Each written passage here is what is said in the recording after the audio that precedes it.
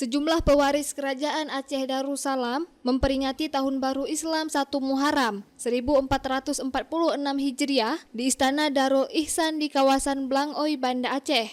Upacara peringatan Tahun Baru Islam itu selain dihadiri oleh keluarga besar pewaris keluarga kerajaan Aceh Darussalam, juga dihadiri oleh sejumlah tamu undangan keluarga kerajaan Thailand, Malaysia, dan negara lainnya. Upacara diawali dengan penghormatan bendera merah putih dan bendera alam pedang yang dilanjutkan dengan pembacaan salawat badar. Pembacaan maklumat upacara disampaikan oleh Tuanku Muhammad ZN1 Al-Hajj dengan menyerukan persatuan umat setelah pesta demokrasi pemilu 2024 dan menerima hasil pemilu 2024.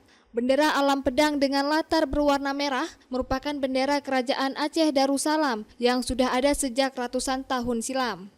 Datuk Seri Urus Setia Kerajaan Aceh Darussalam atau Sekretariat Kerajaan Muhammad Siddiq Armia mengatakan, upacara pengibaran bendera alam pedang merupakan agenda rutin pewaris Kerajaan Aceh Darussalam yang dilaksanakan pada setiap 1 Muharram setiap tahunnya. Siddiq juga mengingatkan masyarakat untuk menjauhi perilaku koruptif yang telah menjadi penyakit bangsa dan perlu segera disembuhkan karena setiap amal perbuatan akan dimintai pertanggungjawaban di yaumil akhir kelak. Acara ini merupakan acara rutin tahunan, kita memperingati 1 Muharram, di mana kita mengetahui bahwa di 1 Muharram itu banyak sekali hikmah-hikmah dan peristiwa-peristiwa penting dalam sejarah perjalanan Islam.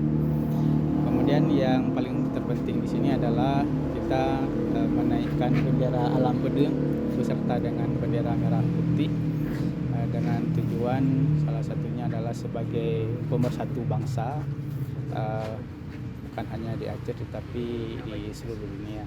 Kita juga menghimbau di sini adanya perdamaian di seluruh dunia dan yang terpenting sebagai mana maklumat yang disampaikan tadi, yaitu perlunya rekonsiliasi nasional, konsolidasi setelah demokrasi, dan yang terpenting adalah upaya untuk menghadapi pilkada yang akan kita hadapi di bulan November nanti sebagaimana tadi disampaikan dalam maklumat tersebut.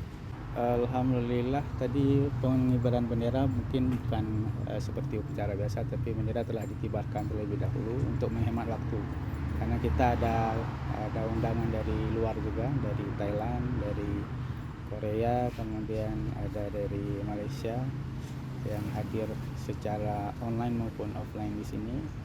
Acara ini telah dilaksanakan dari tahun 2018 dan rutin kita laksanakan. Untuk penaikan bendera itu di 2018, tetapi acara rutinnya itu setelah kita lakukan sebelum 2018. Dari Banda Aceh, Lala Nurmala melaporkan untuk Puja TV Aceh.